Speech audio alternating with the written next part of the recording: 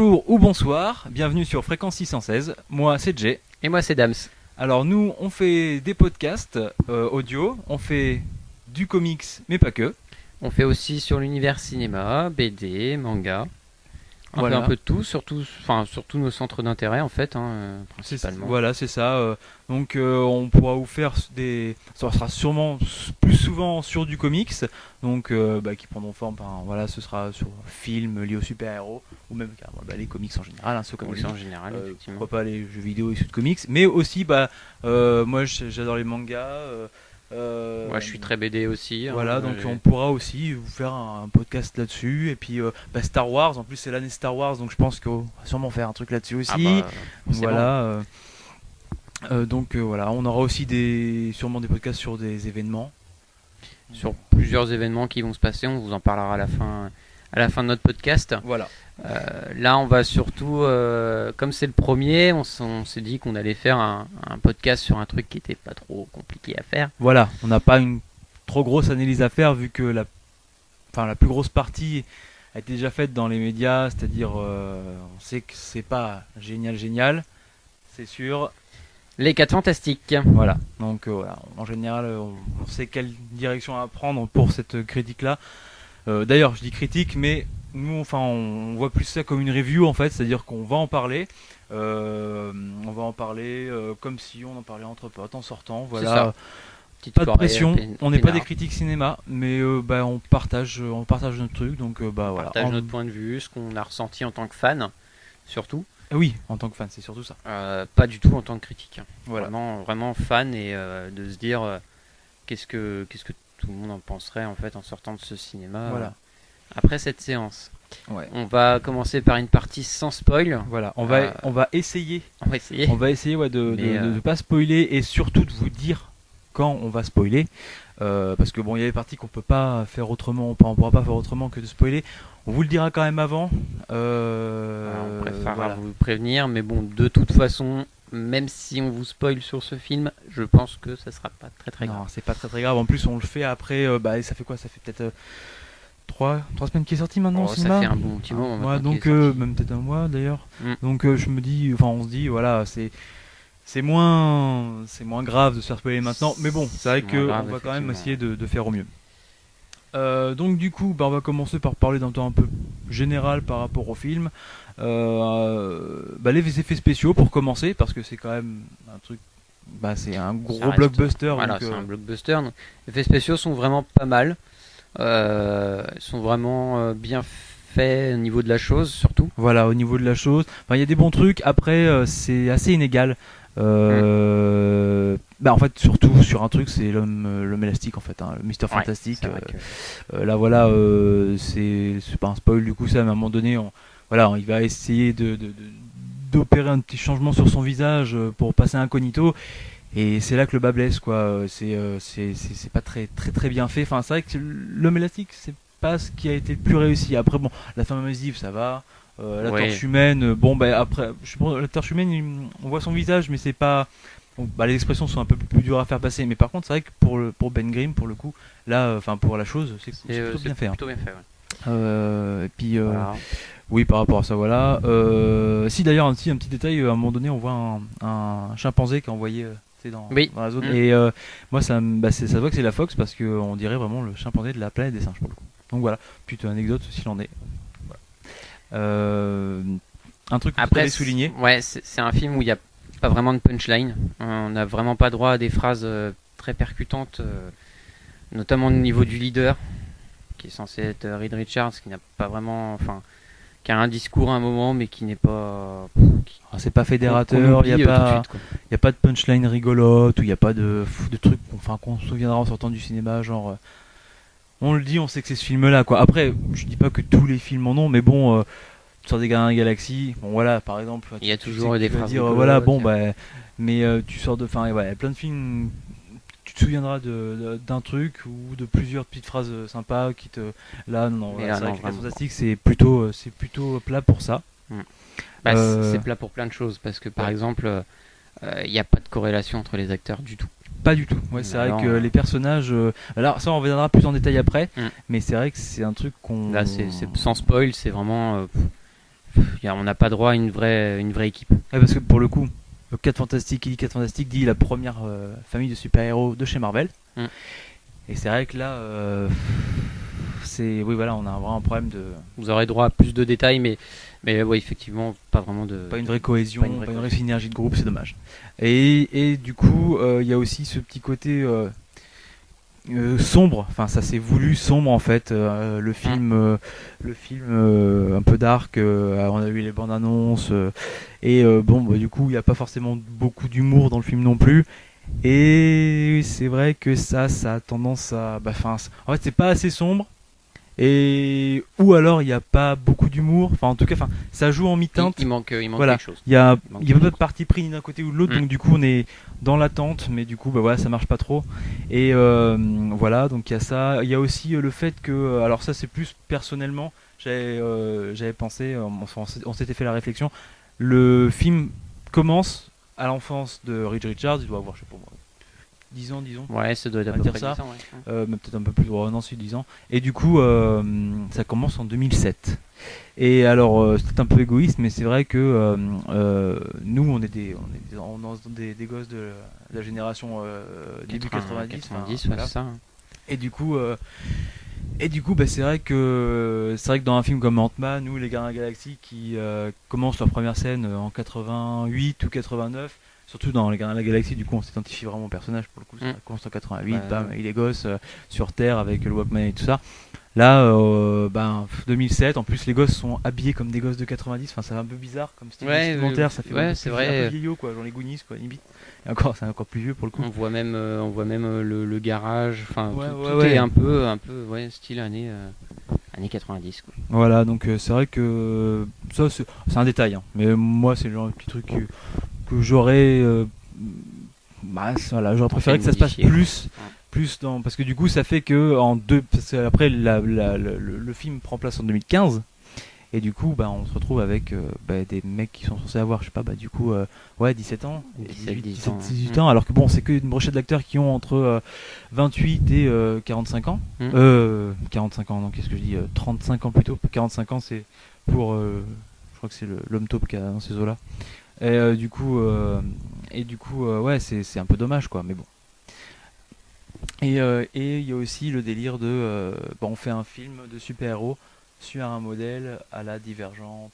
Voilà, c'est ça. Je pense que c'est surtout à cause entre guillemets de ça que les acteurs ont été choisis en fonction de, que l'âge qui correspond aujourd'hui correspond à la tranche d'âge de fans entre guillemets de Labyrinthe, Divergente, etc. Vraiment un public plus jeune. C'est vraiment destiné pour un public plus jeune. Enfin, pour nous, on pense. Oui, en fait, à la base, c'est un peu pensé pour marcher. C'est-à-dire, on se dit, tiens, ce qui marche en ce moment, c'est, les films de super-héros, bien sûr, ça marche, mais c'est vrai que cette autre vague de films à la Hunger Games, que j'étais loin de détester, enfin, surtout Hunger Games, du coup, moi, ça va, mais Divergente, Labyrinthe, tout ça, et on sent qu'ils prennent des acteurs. Déjà, il y en a un qui est joué dans Divergente, l'acteur principal, et du coup, après, on sent qu'il y a une envie de faire dans ce genre-là. Mais plus que du super-héros. Voilà, plus que du super. En fait, les 4 Fantastiques, c'est un prétexte pour faire un film de SF, en fait, de SF, mais pour les plus jeunes. C'est un peu vulgarisé de dire ça, mais pour ados, quoi. Et c'est vrai que c'est ce qui dérange aussi. Moi, j'ai rien contre les films comme Hunger Games, tout ça, mais quand ça reste dans le délire, voilà. Je pense qu'un film de super-héros, pas forcément, peut pas avoir vraiment ce traitement-là, en fait. Ça, c'est mon avis à moi, c'est personnel. Je pense que c'est notre avis à beaucoup de gens. Voilà, bon, pour la partie sans spoil, plus ou moins. Voilà. Mais en gros, sans spoil. Bon, sans spoil après, voilà. Là, on commence à faire une partie avec un peu plus de spoil quand même. Bon, on va faire une petite présentation des personnages. Du coup, alors on va commencer par, pas forcément par le personnage principal, mais on va commencer par Ben Grimm, du coup. Le personnage non principal, pour le coup. Là, ce qui est dommage, parce que Ben Grimm, c'est quand même un personnage qui est censé être charismatique. C'est assez iconique, quoi, dans les 4 Fantastiques. Et là, il est même pas au second plan, il est au second plan, quoi. C'est vraiment dommage. Et ça, il est là parce qu'il fallait le mettre. Voilà. Mais c'est vraiment ça. Je suis le voisin de Reed Richards, à un moment donné, voilà, enfin, on a fait connaissance. Mais et puis du coup, Reed Richards, lui, a décidé de me garder dans son entourage. La patte de lapin. Voilà, c'est voilà, Ben Grimm. exactement. Donc en plus, on a comme acteur qui joue, c'est Jamie Bell, c'est Billy Elliot qui joue aussi dans le Jumper. Pas mauvais acteur, mais pour le coup, qui est sous-exploité, quoi. C'est vraiment dommage. Très sous-exploité parce que qui est vraiment, il est, comment dire, il est lisse comme personnage, il est trop lisse. Il est c'est lisse, vraiment pour le dommage. coup. Pour la même chose en plus, c'est assez rigolo parce que tout sauf lisse, quoi. Et il y a ce côté, même en général dans les comics, il avait cette place c'était le pilote, ou même dans les anciens films, c'était le pilote du vaisseau, d'une espèce de navette qui les envoyait dans l'espace. Là, c'est un passager. Voilà, Reed Richards avec Johnny Storm et Fatalis. Donc, rien que cela, du coup. Et on vous expliquera pourquoi après. Se décident à faire le grand pas. Et du coup, aller vers le truc qui les amener à avoir leur pouvoir. Et là, juste Reed Richards, qui a un coup dans le nez, vraiment en plus, se dit faut que j'appelle juste mon pote. Il l'appelle, réveille en pleine nuit, viens, hop, tu viens avec nous, aucun entraînement. Et on y va. Et c'est vrai que du coup, c'est un peu dommage. Genre, je te réveille en pleine nuit et puis je t'amène avec moi juste parce que t'es mon pote. Et puis on s'était bien marré avant. Donc toi t'avais aussi souligné le côté, du coup, une fois qu'il est transformé en chose, il est exploité par l'armée comme un Hulk en fait, comme un Hulk. D'ailleurs, il y a aussi Susan Storm et Johnny Storm qui sont exploités, mais lui il l'exploite vraiment comme une arme pour lui. C'est vraiment c'est l'arme préférée justement de Harvey Elder. C'est notre petite arme secrète. Allez hop, toi on va t'exploiter. Voilà. Et que Ben ne dit rien. Pendant un an. Ne dit rien. Une fois qu'il a été transformé en la chose, c'est passé pendant un an. Et puis ils sont confinés dans cette espèce de base militaire. Reed Richards lui est parti. Et voilà, lui, ça... Alors d'ailleurs, Reed Richards qui est parti. Reed Richards, voilà, donc on en vient à Reed Richards. Voilà, c'est vrai qu'il fuit. Donc le leader des 4 Fantastiques. Mais du coup, de toute façon, là, avant que ça s'appelle 4 Fantastiques, le film me passe de toute façon, parce qu'on n'a pas vraiment, à aucun moment, on a le droit on est les 4 Fantastiques, quoi que ce soit. Ce qui est pas plus mal, parce qu'il y a plein de films qui l'ont fait, ça, à la limite. Oui, bien sûr, mais là, c'est vrai que du coup, c'est une autre problématique dont on parlera après. C'est vraiment, non, qu'on vous a pas. Donc, on vous a d'ailleurs, par rapport à la synergie de groupe, on n'a pas vraiment.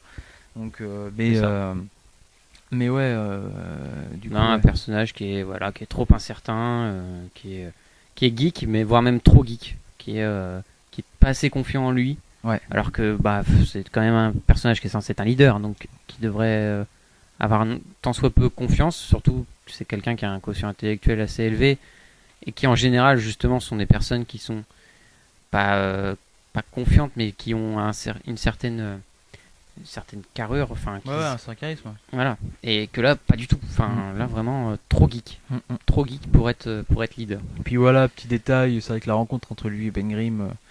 Quand il est enfant, dans son garage, il est en train de construire une espèce de grosse machine, le portail, hein, et du coup, il doit resserrer une vis, et c'est Ben Grimm qui lui prête son couteau suisse pour resserrer. Alors c'est un petit peu marrant qu'on voit.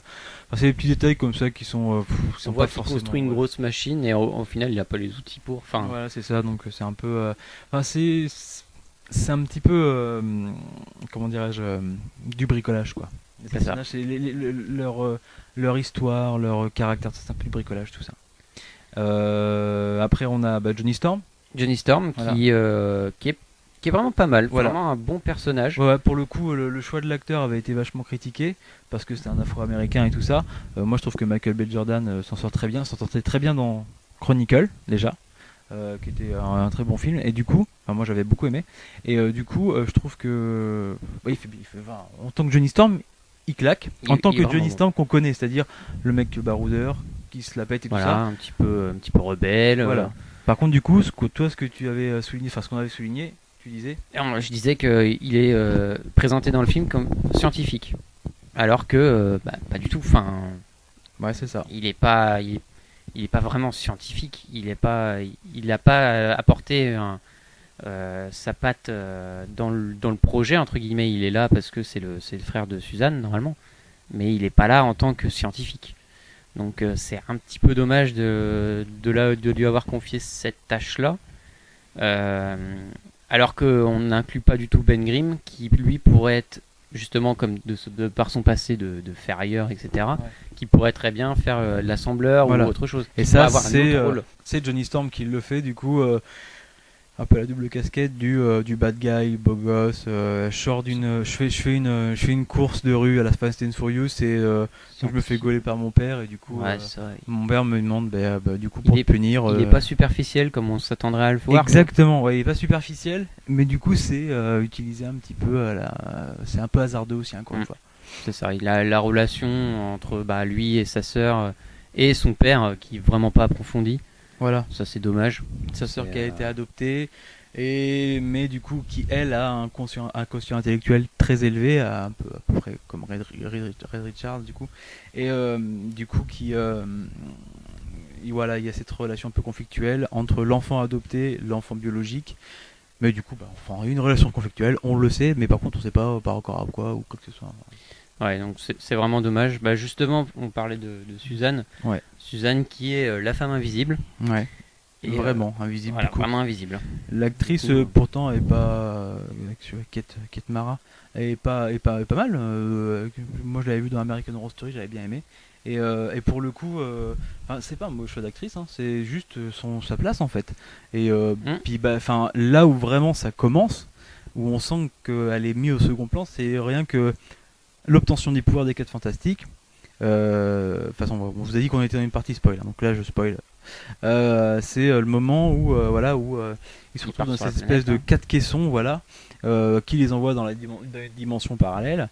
Et du coup, c'est Reed Richards, Johnny Storm, Victor Van Doom et du coup le pauvre Ben Grimm qui s'est fait réveiller en pleine nuit qui vont voyager. Elle n'est pas avec eux. Ils y vont, ils reviennent, et c'est au moment de revenir en fait, eux ils ont déjà chopé leur pouvoir, il y a une onde de choc, elle est derrière, elle est dans le laboratoire où revient en fait le transporteur en fait, les espèces de caissons, voilà, et du coup elle se prend une vague et c'est comme ça qu'elle a son pouvoir, mais du coup elle tient pas les pouvoirs en même temps qu'eux, c'est vraiment bizarre en fait. Ça a aucun rapport, on voit que dans les caissons, il y a toujours un rapport avec le pouvoir qu'ils vont avoir. Ouais. Hein, on a Reed Richards qui essaye de tenir sa porte, donc qui fait des mouvements assez élastiques. Ouais. On a Johnny Storm qui se prend une flamme dans son caisson, donc on comprend pourquoi il va devenir la torche. Ben qui lui a plein de cailloux qui vient se mettre par les rochers, ouais. Voilà. Et Victor Van Doom, du coup, lui qui reste sur la planète, donc ça, ça on sait pourquoi il obtient son pouvoir, hein, voilà. ça reste très cohérent. Voilà. Par contre, pourquoi Suzanne devient invisible et les champs de force peuvent s'expliquer, mais alors pourquoi elle devient invisible Oui, voilà, c'est hasardeux, et encore une fois, du coup. Et c'est dommage, du coup, c'est un peu dommage. Du coup, voilà, pas grand chose à dire de plus sur Suzanne Storm. Du coup, voilà, on sait qu'elle a été adoptée, elle vient du Kosovo, je crois. Oui, voilà, c'est ça. Bon, c'est original. Moi, honnêtement, pareil, encore une fois, j'ai rien contre ce traitement de personnage, cette histoire de personnage, mais j'aimerais bien que ce soit approfondi. Plus approfondi, voilà. C'est vrai. Pour un film de présentation de personnages, on s'attend quand même à essayer d'avoir justement des explications sur les origines de ces personnages. On sait qu'il y a eu apparemment du cut en fait dans le montage qui a eu il y a une demi-heure ou 45 minutes, je sais plus. À peu près il me semble, et du coup ça s'explique, mais voilà, ça fait pas. Mais c'est dommage. Coup, voilà. Après on a qui Victor Van Doom, donc voilà, juste Victor du coup, qui avant de devenir Fatalis. Exactement. Donc qui est un personnage vraiment bon. Ouais, c'est une bonne idée. Je pense que c'est un des mieux d'ailleurs. Ouais. Dans le début de ce film, qui a son côté geek. Anarchiste, un petit peu punk. En fait, c'est un acteur qui joue dans Rock'n'Rolla et on dirait vraiment qu'il a repris un petit peu ce délire là, un petit peu un peu hooligan là. C'est plutôt cool, ouais, qui se permet des choses que les autres évidemment ne se permettent pas. Voilà. Genre faire des doigts d'honneur aux actionnaires, plein de fric. Ça c'est vraiment drôle. S'en fout complètement. Enfin voilà. Et par contre un peu sale au début. Oui, au début, ouais. Voilà. Les cheveux gras, Après, dans son espèce de garage avec toute sa technologie. Il va se faire démarcher par Franklin Storm pour qu'il vienne dans le projet, parce qu'en fait lui avait fait des recherches sur le portail sur là. ce portail justement. Et du coup voilà, il veut. Alors il la patte un petit peu avec sa fille parce que comprend qu'il y a une espèce de relation. Enfin lui, Victor aime Suzanne. Et du coup, Franklin. Il essaye d'utiliser sa fille, Franklin. C'est Bon. comme technique de recrutement, on passera, mais bon après voilà. Et, voilà, donc non, plutôt cool. Et puis même, on sait de toute façon, on sait que lui va venir le méchant. On trouve un peu ça dommage parce que du coup, c'est vrai qu'il a vraiment. Bah, en fait, on l'aurait bien aimé peut-être en torche limite. Ouais, par exemple. Dans son caractère, ce petit côté un petit peu je m'en foutiste, mais bon, après c'est trop une tête pour être la torche, mais après c'est peut-être aussi à mettre en comparaison avec avec Red Richards, mais pour le coup c'est vrai que là effectivement on a un personnage qui est vraiment haut en couleur, vraiment avec une vraie personnalité, Victor, et c'est vrai qu'à côté Red Richards lui est vraiment plutôt lisse quoi. Donc trop lisse. Et du coup après en Docteur Fatalis. Alors, par contre en Fatalis. Le problème c'est l'expression. Voilà, on croit qu'on se dit que du coup ils ont passé tout ce qu'ils voulaient dans le personnage de Victor, genre vraiment exubérant et tout ça, et on passe à Docteur Fatalis. Docteur Fatalis qui... Alors c'est vrai que normalement c'est un masque qu'il porte, comme tu disais, mais après, franchement ils auraient pu faire une petite animation. Lui donner une expression au faciès. Vraiment, là, on a vraiment l'impression de s'adresser à un mur. Quoi. Ouais, c'est ça. Ou ne serait-ce qu'un masque un peu plus comme la version Ultimate, donc un peu plus souple. On a l'impression avec plus d'expression. Et voilà, là, on a vraiment. C'est quoi? C'est un masque. Je pense dirait un masque de hockey, quoi. Non, pas de hockey, de. Bah si, comme un peu. Ouais, c'est un peu ça. C'est limite, on a Jason Voorhees avec en peint en gris, quoi. Et c'est vrai que c'est vraiment dommage. Il y a juste les yeux verts et c'est vert partout. Enfin, c'est vrai que c'est vraiment bah là voilà, on se dit avec ce qu'ils ont fait sur Ben Grimm au niveau du visage, on se dit bah tiens pourquoi pas. Alors que c'est de la caillasse. Ouais, c'est de la caillasse. C'est pas facile à bouger, mais. Et du coup voilà, pourquoi pas faire ça avec et nous voilà, on ne demande pas plus. Pourquoi pas. Après, on a le personnage de l'homme taupe, qui est présenté comme Harvey Elder. Du coup, son nom dans le civil. Voilà, c'est ça. Voilà. Donc on sait que c'est l'homme taupe. On le voit comme actionnaire en train de bouffer un chewing-gum tout le temps. Bon, il est insipide, en plus il est énervant. Il est très énervant, il est inutile, il est pas charismatique du tout. Voilà. Et du coup, spoil. Il viendra jamais. Il viendra jamais l'homme taupe, parce que il se fait vraiment exploser la tête par Dr Fatalis, vraiment exploser la tête. C'est-à-dire, d'ailleurs, il y a une scène qui est plutôt. C'est un petit parti pris sympa, c'est le moment où Fatalis se réveille, il est en mode vénère, et du coup, c'est vrai qu'il fait exploser les têtes des gens, un peu par la pensée magie scientifique. Voilà, et c'est vrai que du coup, c'est pas mal, c'est sympa. Genre, implosion des gens, et avec belle tache de Rorschach derrière, sur les murs après. C'est plutôt, je dirais, c'est plutôt osé pour un film qui se veut un peu plus tout public.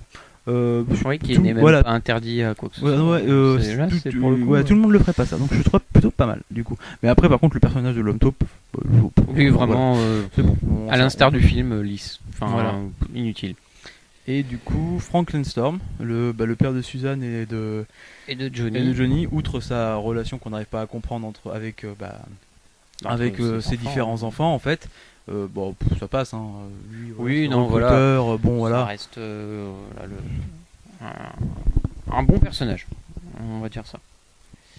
Toi, tu disais un petit peu genre de. Je disais moi un petit côté Nick Fury qui me dérangeait un petit peu dans les manières de faire, mais bon après pourquoi pas, ça peut être un petit rappel de l'univers. Mais de toute façon, ils se sont pas fait que ça comme rappel. De toute façon, on y reviendra. Et moi, ce que je voulais dire aussi par rapport à Franklin Storm, c'est plus par rapport à une scène en particulier, c'est vraiment cette scène de la foire expo des petits scientifiques. Ouais, on voit dans le gymnase. Ouais, on a un gymnase, on voit des expériences avec des gosses, vraiment des gosses de 10-14 ans en train de faire des volcans émulsion, des trucs comme ça. Et là, on a Red Richards et Ben Grimm. Alors Ben Grimm qui sert encore une fois à rien, juste là pour passer les outils, et Red Richards en train de utiliser lui il a construit son propre portail vers une autre dimension, et il fait voir ça au jury, le jury Enfin, je vais dire rigolent mais même pas, ils sont énervés, ils disent que c'est un tour de magie bidon, alors que bon, voilà, c'est vraiment. Ça fait quand même exploser le panier de basket. C'est ça, et voilà, et c'est vraiment, ça fait vraiment cheap en fait, cette rencontre du coup, parce que là après du coup on a Franklin Storm qui arrive avec Susan Storm, qui découvre en fait du coup cette expérience et qui dit bah nous on a fait la même chose du coup dans notre labo super secret avec plein de des milliards de dollars. Vous avez réussi à faire ça, et c'est vrai que ça c'est dommage, genre ça fait vraiment le truc totalement fortuit, et puis c'est vraiment dommage. Il est là par hasard en fait. Enfin, voilà, exactement. Pourquoi il est là, enfin bref. Je crois que c'est le mot du film, hasardeux, c'est. Je crois que on leur a beaucoup dit malheureusement. Voilà, mais voilà. Ensuite, le personnage, on a fait le tour. Personnage, c'est bon. Après, il y a relation entre personnages. Alors, relation entre personnages, oui, voilà. Par exemple, on a Suzanne et Reed, qui sont censés quand même avoir un flirt. On le voit très peu. C'est très très rapide. Très rapide, voilà, enfin c'est très succinct. Il y a du coup après l'espèce de triangle amoureux avec Suzanne et Victor, qui voilà, on comprend, on le voit regarder un petit peu Suzanne de façon un peu jalouse quand elle est avec Reid. Bon bah voilà, mais bon c'est pas du tout suivi. C'est pas très approfondi. Notamment quand il revient dans le labo, etc. Il essaye même pas de l'emmener ou de faire je ne sais quoi. Enfin, il ne tente rien du tout, il veut juste détruire la planète. C'est ça. Il y a la relation, on vous en parlait tout à l'heure, donc la relation entre le Franklin Storm, le père de Suzanne et Johnny. Donc du coup, voilà, il a adopté Susan Storm, c'est une tête, mais par contre son fils biologique, apparemment il l'aura un peu délaissé. Alors on sait qu'il y a une animosité. Il est censé être une tête aussi. Voilà, on sait qu'il y a un peu une animosité entre les deux. Enfin, sans en être une non plus, c'est pas non plus ils se haïssent, hein, c'est quand même des frères et sœurs. Mais du coup, voilà, cette relation de famille très compliquée très compliquée à comprendre en fait, du coup, pas compliqué à comprendre d'ailleurs, qu'on peut pas comprendre parce que du coup on n'a pas les éléments. Et puis du coup relation, ça c'est une relation qu'on aurait voulu entre la chose, entre la chose et la torche. La chose et la torche, zéro quoi. Enfin il y a aucune. Voilà. Ils passent un an ensemble. Il n'y a pas une seule fois où ils essayent de se chamailler. Voilà, il y a pas de. C'est dommage. C'est ce qu'on attend. Ça aurait pu être le comic release du film en fait, et passe à côté. Là, ça aurait été pas trop grave d'avoir quelques blagues par rapport à ça. Et c'est vrai que c'est toujours sympa. Et non, ça fait partie des. En fait, c'est ça. On dirait que le film passe à côté de points importants de la mythologie des 4 Fantastiques. Et c'est ce qui dérange le plus en fait, je pense, parce que je suis pas contre. Voilà. Je suis pas contre qu'un réal ait une idée différente, et Nolan l'a fait, plein de gens l'ont fait, et puis pourquoi pas. Mais par contre, il y a quand même des marqueurs à garder, des espèces de points centrales à garder quand même. Et la chamaillerie entre la chose et la torche, ça reste vraiment quelque chose de très central, et qu'ils aient enlevé ça, c'est problématique. Pour des fans, c'est problématique. Voilà.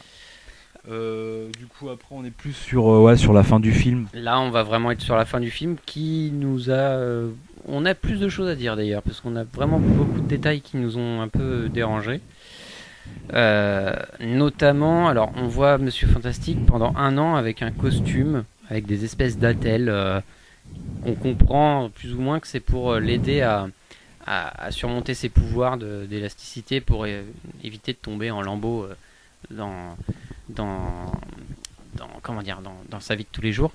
Et là on voit qu'à la fin, pendant la scène de combat, il se relève d'une rapidité énorme. Enfin c'est trop rapide. Oui, c'est autant ne pas faire un costume avec des attelles. Voilà, c'est à ce moment-là. Après voilà, c'est un film de super-héros, donc on se dit bon, effectivement les trucs qui arrivent à un moment donné, c'est aussi le but du jeu. Mais là c'est vrai que le mec passe un an à galérer avec ses pouvoirs, et là puis là voilà, il est avec ses autres copains, et du coup il se sent pousser des ailes. Tant mieux, parce que sinon s'il se fait buter à la fin, c'est vrai que c'est pas fait de super-héros. Mais c'est fait de façon un petit peu à la One Again. Alors, on y va, de toute façon c'est la fin du film. De toute façon la scène du combat de toute façon est trop rapide, beaucoup trop rapide. Fatalis qui est censé être quand même quelqu'un de très très emblématique dans l'univers. méchant des 4 Fantastiques et encore plus c'est le méchant, enfin un des plus gros méchants de Marvel quand même. Voilà. Donc, et là il est réduit vraiment à néant. La scène de combat est vraiment nulle, trop rapide et très rapide. Trop rapide, trop bizarre. Bâclé, un peu bâclé, voilà. Donc scène de fin et scène de combat et du coup scène de fin. Donc on a le droit à du coup les 4 Fantastiques, donc qui sont reconnus un peu comme sauveurs, mais il faut reconnus comme sauveurs et du coup qui sont amenés dans un labo. Alors on leur dit vous allez venir dans un endroit qui sera un peu le vôtre.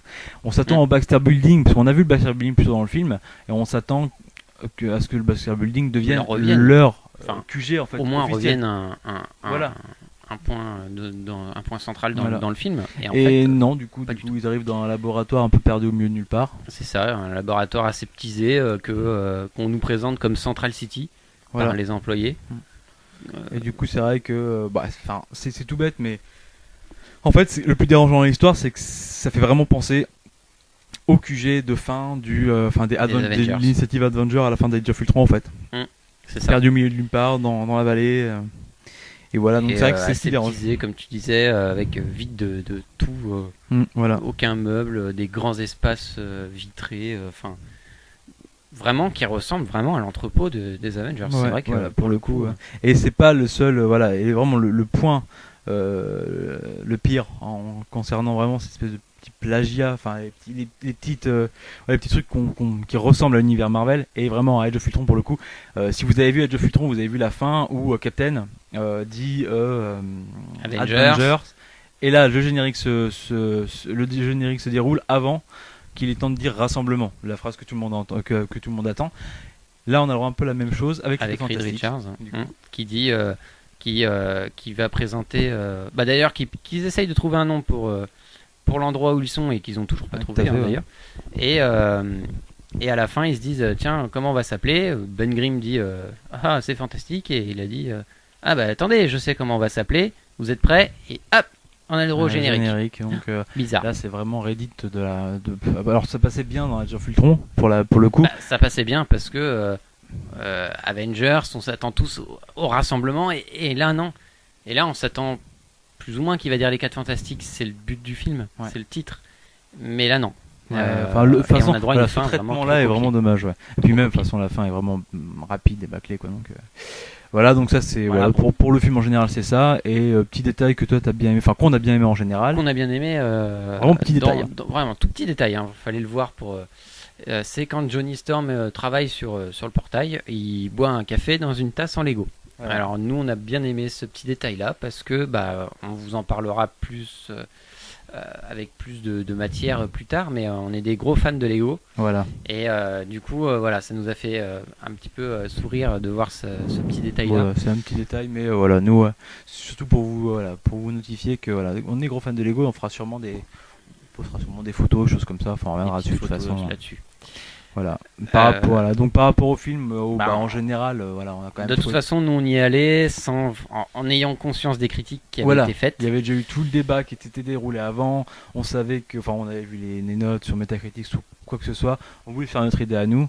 On s'attendait pas à un chef-d'œuvre. C'était vraiment à rien pour le coup. On y a eu. On a eu droit à ce qu'on attendait. On a eu droit à rien du coup pour le coup. Donc c'est.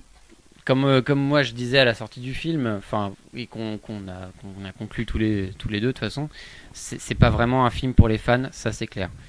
Après, pour les néophytes, pourquoi pas. Ça peut être un film qui malgré tout a du sens, malgré tout qui est un film qui a un petit peu qui a de l'action, qui est dans le même registre que comme déjà disait en début, Divergente. Le labyrinthe, etc. Donc pour le public néophyte, pourquoi pas. Ça peut être vraiment un film, un instant sympa. Mais pour des fans, c'est sûr que non. Mais de toute façon, je pense que c'est un choix de la Fox, comme tu disais, par rapport à ces films-là, un peu sur les dimensions, sur vraiment un autre c'est un univers. prétexte et du coup de toute façon la Fox a toujours avec les Fantastiques il y a toujours un peu cette relation de on fait des films pour garder les droits. De toute C'est façon, ça. voilà. Et puis, les 4 Fantastiques ont toujours été un peu maudits pour ça. Il y avait eu le film de 94 qui n'était jamais sorti en salle, qui d'ailleurs est disponible sur les plateformes de Sur YouTube, même sur je YouTube, crois. ouais, carrément. Donc c'est assez rigolo. Regardez-le. Il est libre. Vous pouvez le regarder comme vous voulez. De toute façon, il n'y a pas de souci. Et du coup, c'est assez drôle à voir parce que ouais, effectivement, ça, c'est pas bon. À côté de ça, les autres films sont des chefs-d'œuvre, hein, mais bon, les moyens n'étaient pas du tout les mêmes. Voilà, ça laissait rien présager de bon. Après, c'est vrai que nous, on se disait que c'est vrai que nous, qui a raison, qui a tort par rapport à toute cette Par rapport à la polémique où il y a eu le euh, réalisateur qui s'est excusé, mais qui a accusé la Fox. la Fox qui a envoyé s'est- la balle et tout. enfin, qui a dit que le réalisateur était trop exigeant, qui était parti dans son trip et tout. Nous après, Ouais, ça osait, enfin nous on s'en fout un peu en Voilà, fait, hein. ça, Du c'est coup on vraiment voulait pas juste, notre- enfin nous ce qu'on veut c'est voir un bon film au cinéma. Bah là c'était pas le cas. Mais après comme on vous disait on tout à a l'heure, passé un moment. voilà, et puis, on est allé au cinéma, c'était cool. Allez le voir voilà, si vous avez l'occasion, si vous avez des réducs, si si vous Voilà, avez gagné des notamment, contre-marques pour la rentrée voilà, du cinéma. à la BNP avec Paribas MPB. qui proposait les Voilà. contre-marques. Je sais pas si vous en avez eu, mais du coup c'est vrai que c'est plutôt pas mal pour la rentrée. Voilà. Un petit Après, signe à voilà. 3,50. Vous n'êtes pas obligé d'aller le voir non plus. J'espère que vous l'avez vu aussi si vous nous écoutez parce que bon c'est un peu le but. Mais voilà, en général, voilà. Je pense qu'on vous en a fait un bon résumé de toute façon si vous l'avez pas vu. Hein. De toute façon, pas vraiment de scène vraiment marquante, pas de Juste, relation. moi, la seule scène, c'est on la voyait déjà dans le générique, dans la bande-annonce, pardon. C'était le check raté entre Red Richards et Johnny Storm, où ils veulent se faire un check, et en fait, Red Richards ne comprend pas ce que c'est qu'un check, et lui tout à tape le fait, poing, en fait. Et moi, ça m'a fait rigoler, mais dans la bande-annonce, c'est vrai que du coup, on s'y attendait déjà. Donc, Voilà, et puis le problème c'est que si c'est vraiment la seule scène qui nous a fait. Et puis ça aurait pu être une scène de n'importe quel film, en fait. Donc voilà, c'est juste le. Ça aurait pu être un détail peut parmi faire rigoler, d'autres dans un film, alors que là il a plus marqué. Donc forcément, vous voyez bien là où on veut en venir. Voilà, c'est tout pour notre review, en fait, des 4 Fantastiques. C'est ça. Voilà, donc on essaie de faire au mieux, hein. C'est notre première fois, donc on essaiera d'être plus concis des fois. C'est vrai que là on a été un petit peu long, donc Après, n'hésitez pas à partager vos commentaires sur Facebook. voilà, nous on sait déjà ce qu'on va essayer d'améliorer pour les prochaines fois. Donc et puis si vous avez des idées, si vous avez des questions aussi, parce que en fait voilà, on peut répondre à des questions sur l'univers des comics, sur quoi que ce soit, enfin sur ce que vous voulez. N'hésitez pas, on est dans complètement les limites ouvert. de nos connaissances bien sûr. Et voilà, donc on n'hésitera pas à partager sur notre page Facebook ou autre tout ce qui était bon plan. Tout ce qui est bon plan, effectivement, notamment le coup des contre-marques qui était vraiment très intéressant sur la BNP. Bon, il y avait puis plein de films. On a chopé des petits coffrets collector Batman avec un masque de la cour des hiboux. Plein de choses comme ça. Vraiment pas cher, du coup des fois on partagera ça. Alors pas forcément dans des podcasts, surtout directement en lien.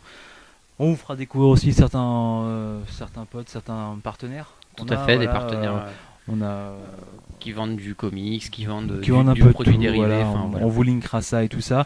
Et je sais pas, on n'a pas parlé du coup par rapport aux événements qui vont arriver. On a notamment la Comic Con qui va arriver à 23 Paris, 25 la octobre. première Comic Con française. Donc notamment, nous qui sommes des fans, on va y aller. Voilà, c'est ça. On fera un petit review là-dessus. On a vu qu'il y aurait sûrement Frank Miller, Sean Ashmore, Michael Bendis et tout ça, donc ça peut être vraiment cool. Ouais, je pense qu'on de toute façon on ira, on fera une review là-dessus et tout ça. Et puis Star Wars, parce que c'est vraiment l'année Star Wars. Et puis là, il y a quoi? Il y a Battlefront qui arrive, il y a le film en fin d'année bien sûr. Il y a comme on disait tout à l'heure, les sets Lego. Les sets Lego, voilà. Et puis voilà, ils arrivent dans quelques jours maintenant. Le 4 septembre. Dans 5 jours, donc on va s'en reprendre au moins un chacun. Et vu qu'on a tout un petit groupe de fans de Lego comme ça, on postera quelques photos et tout ça. Avec nos beaux sets et tout ça, voilà. Donc on vous fera partager ça aussi. De toute façon, voilà, on va essayer de partager. En fait, le but, nous, c'est vraiment de faire un truc entre potes. Comme quand on se dit les plans entre potes, comme quand on se parle de tiens, t'as vu ce film-là, t'as lu ça. C'est de le rendre un peu plus grande échelle, en fait, mais voilà.